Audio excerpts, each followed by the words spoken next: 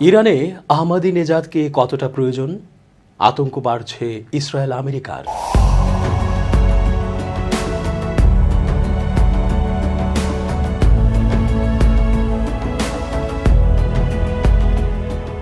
আসসালামু আলাইকুম সুপ্রিয় দর্শক, ভালো আছেন তো?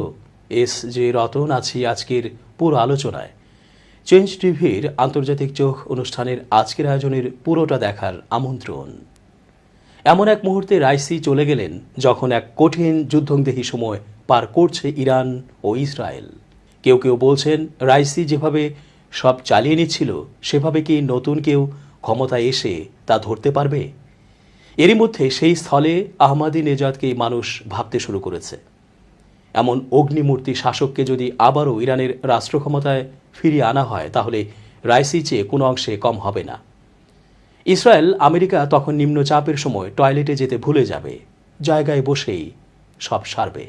হেলিকপ্টার দুর্ঘটনায় গত মাসেই নিহত হয়েছেন ইরানের প্রেসিডেন্ট ইব্রাহিম রাইসি। এর ফলে চলতি মাসেই আরেকটি নির্বাচনের মধ্য দিয়ে নতুন প্রেসিডেন্ট নির্বাচন করতে হচ্ছে দেশটিকে। এই নির্বাচনে প্রেসিডেন্ট প্রার্থী হিসেবে নিবন্ধন করেছেন ইরানের সাবেক প্রেসিডেন্ট মাহমুদ আহমাদিনেজাদ। দেশটির রাষ্ট্রীয় গণমাধ্যমের বরাতে রোববার এই খবর জানিয়েছে দ্য ন্যাশনাল। ইরানের রাষ্ট্রীয় একটি টেলিভিশন চ্যানেলের সম্প্রচারে দেখা গেছে রাজধানী তেহরানে অবস্থিত ইরানের স্বরাষ্ট্র মন্ত্রণালয়ে প্রেসিডেন্ট প্রার্থী হিসেবে নিবন্ধন ফর্ম পূরণ করছেন আহমাদিনেজাদ। পরে ওই টেলিভিশনকে দেয়া এক বক্তব্যে তিনি বলেন, অর্থনৈতিক সমস্যার সমাধান করাই হলো আমার প্রধান লক্ষ্য। ইরান ইন্টারন্যাশনালের এক প্রতিবেদনে বলা হয়েছে 2005 থেকে 2013 সাল পর্যন্ত পরপর 2 মেয়াদে ইরানের প্রেসিডেন্ট হিসেবে দায়িত্ব পালন করেছিলেন তাদের ভাষায় রক্ষণশীল রাজনীতিবিদ মাহমুদ আহমাদিনেজাদ। কিন্তু পরবর্তী নির্বাচনগুলোতে তাকে নির্বাচনে অংশগ্রহণ করতে দেয়নি ইরানের প্রভাবশালী অভিভাবক কাউন্সিল। রোববার প্রার্থিতার নিবন্ধন করে আহমাদিনেজাদ বলেছেন, ইরানের সাধারণ মানুষকে সম্মান জানাতে আমি আবারও এসেছি। সাবেক প্রেসিডেন্ট আরও বলেন, আজকের দিনে সব ক্ষেত্রেই আমরা 2013 সালের তুলনায় আরও বড় বড় চ্যালেঞ্জের মুখোমুখি হয়েছি। এ সময় অর্থনৈতিক পরিস্থিতি দেশের মানুষের সহ্যের বাঁধ ভেঙে দিচ্ছে বলেও মন্তব্য করেন তিনি।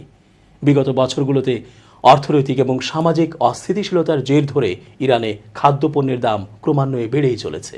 দেশটির মুদ্রার মান পড়ে যাওয়াও এ ধরনের পরিস্থিতির আরেকটি কারণ। 1979 সালে ইসলামিক বিপ্লবের পর থেকেই দেশটির মুদ্রা রিয়ালের মূল্য কমতে শুরু করেছিল। 2018 সালে ইরানের সঙ্গে পারমাণবিক চুক্তি থেকে যুক্তরাষ্ট্র সরে গেলে দেশটির মুদ্রার উপর সবচেয়ে বড় প্রভাব পড়ে। সে সময় তেল রপ্তানিতে নিষেধাজ্ঞার পাশাপাশি আন্তর্জাতিক ব্যাংকিং ব্যবস্থায় ইরানের ওপর নানা ধরনের বিধিনিষেধ আরোপ করা হয়েছিল। ইরান ইন্টারন্যাশনালের প্রতিবেদনে বলা হয়েছে, মাহমুদ আহমাদিনেজাদ প্রার্থিতার নিবন্ধন করলেই যে তিনি প্রেসিডেন্ট নির্বাচন করতে পারবেন এই বিষয়টি নিশ্চিত নয়। অতীতের মতো এবারও এই নিবন্ধন পর্যালোচনা করবে দেশটির শক্তিশালী অভিভাবক কাউন্সিল। ইরানের সর্বোচ্চ ধর্মীয় নেতা আয়াতুল্লাহ আলী খামেনির নেতৃত্বাধীন এই কাউন্সিলই ইতিপূর্বে আহমাদিনেজাদের প্রার্থিতা বাতিল করে দিয়েছিল। আহমাদিনেজাদ ছাড়াও এবারে নির্বাচনে প্রেসিডেন্ট প্রার্থী হিসেবে নিবন্ধন করেছেন ইরানের পার্লামেন্টের সাবেক স্পিকার আলী লারিজানি। এছাড়া আহমাদিনেজাদের আমলে ভাইস প্রেসিডেন্ট হিসেবে দায়িত্ব পালন করা মাসউদ জারিবাফান সহ আরও 8 জন প্রার্থী হিসেবে নিবন্ধন করেছেন। তাদের মধ্যে তেহরানের মেয়র আলী রেজা জাকানি এবং ইরানের ইসলামিক রেভলিউশনারি গার্ডসের সাবেক কমান্ডার ওয়াহিদ হাগানিয়ানও রয়েছেন। সৎ, সাহসী, পরিশ্রমী ও দূরদর্শী নেতা হিসেবে সারা বিশ্বেই ইরানের সাবেক প্রেসিডেন্ট মাহমুদ আহমাদিনেজাদ সমাদৃত। প্রেসিডেন্ট হওয়ার আগে তিনি যে ধরনের জীবনযাপন করতেন, রাষ্ট্রের সর্বোচ্চ পদে আসীন হওয়ার পরও সাদাসিধে জীবন ছিল তার। আহমাদিনেজাদ 1956 সালের 28 অক্টোবর তেহরানের পাশে গার্মসার নামে একটি শহরের প্রত্যন্ত গ্রামে ও খুব গরিব পরিবারে জন্মগ্রহণ করেন। তার বাবা ছিলেন পেশায় একজন কামার আর মায়ের নাম খানম।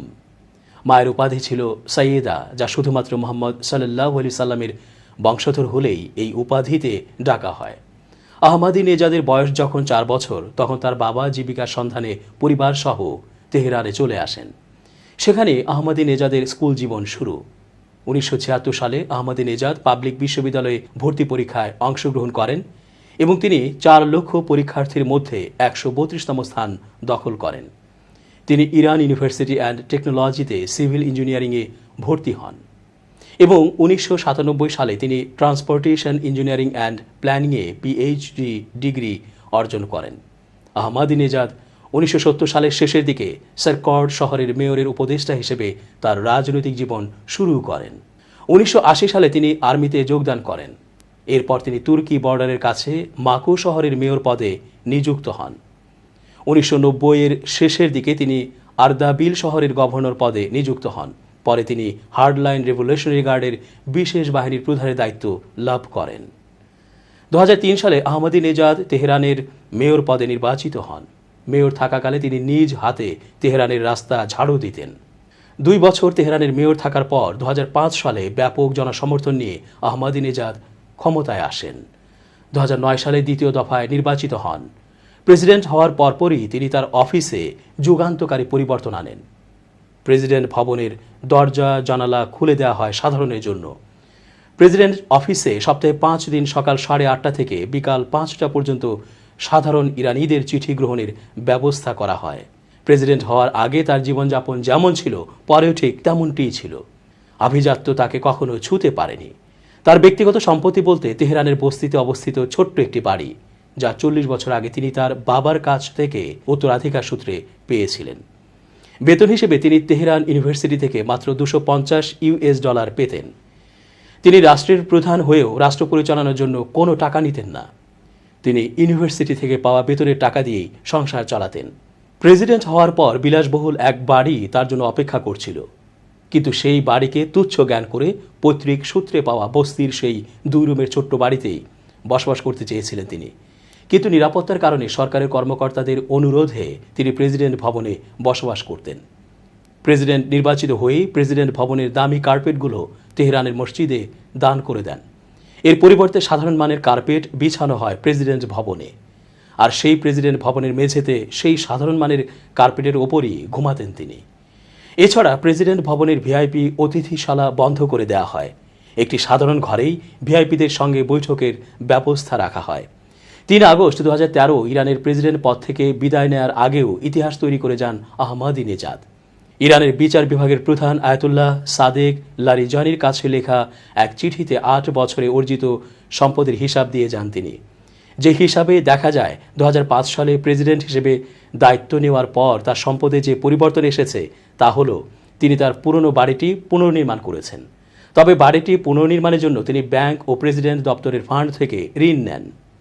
প্রেসিডেন্টের দপ্তরের ফান্ড ও ব্যাংক থেকে বাড়ি নির্মাণের জন্য অসংখ্য মানুষ ঋণ নিয়ে থাকেন। প্রেসিডেন্টও সাধারণ একজন নাগরিক হিসেবে সেই ঋণ নিয়েছেন। ঋণ নেওয়ার ক্ষেত্রে প্রেসিডেন্ট হিসেবে কোনো ধরনের প্রভাব খাটাননি।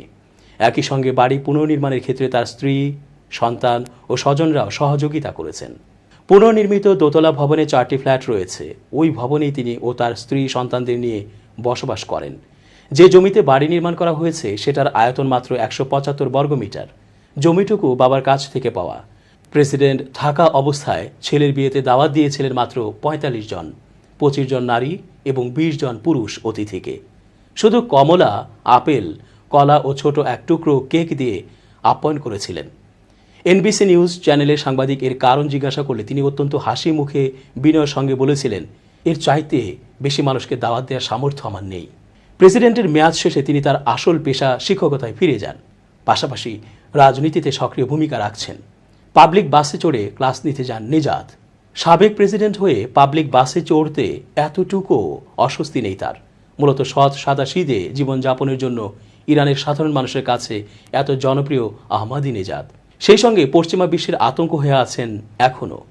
2017 ও 2021 সালের প্রেসিডেন্ট নির্বাচনে অংশ নেওয়ার ইচ্ছা থাকা সত্ত্বেও গার্ডিয়ান কাউন্সিল নেজাদের প্রার্থিতার অনুমোদন দেয়নি। 2017 সালে নির্বাচনের প্রতিদ্বন্দ্বিতা করার সুযোগ থেকে বঞ্চিত হওয়ার পর সাবেক এই প্রেসিডেন্ট নির্বাচন পদ্ধতির স্পষ্টবাদী সমালোচক হয়ে ওঠেন। এমনকি প্রকাশ্যে ইরানের শীর্ষ নেতা খামেনিরও তিনি সমালোচনা করেন। তিনি গত 2 বছর ধরে সর্বোচ্চ নেতার ঘনিষ্ঠ অনুগতদের কোপানল এড়াতে বেশিরভাগ সময় চুপ থেকেছেন। খামেনির উত্তরসূরি এবং ইরানের প্রেসিডেন্ট নির্বাচনে প্রার্থী হতে সাংবিধানিক নির্বাচন পর্যবেক্ষক সংস্থা গার্ডিয়ান কাউন্সিল কর্তৃক অনুমোদন পেতে হয়। এদিকে হেলিকপ্টার দুর্ঘটনায় প্রেসিডেন্ট ইব্রাহিম রাইসির মৃত্যুর পর ইরানে নতুন নির্বাচন অনুষ্ঠিত হবে আগামী 28 জুন। সংসদে আহমদিনেজাদ সমর্থকরা ইতোমধ্যেই আহমদিনেজাদের প্রার্থিতাকে স্বাগত জানিয়েছেন। তারা দাবি করেছেন আহমদিনেজাদই ইরানের অন্যতম জনপ্রিয় রাজনৈতিক ব্যক্তিত্ব। ইরানের পার্লামেন্টে তাবরিজ অঞ্চলের প্রতিনিধি আহমাদ আলী রেজা বেইগি বলেছেন, যদি মাহমুদ আহমদিনেজাদ প্রেসিডেন্ট নির্বাচনে প্রতিদ্বন্দ্বিতা করেন তাহলে তিনি বিজয়ী হবেন। পাশাপাশি তিনি সতর্ক করে বলেছেন, গার্ডিয়ান কাউন্সিলকে অবশ্যই আহমদিনেজাদের প্রার্থিতার অনুমোদন দিতে হবে। তিনি যদি প্রার্থী হন এবং এই প্রার্থিতাও যদি বাতিল করা হয় তাহলে সেটার পরিণতি খুব খারাপ হবে। দর্শক, আজ এই পর্যন্তই। ভালো থাকুন।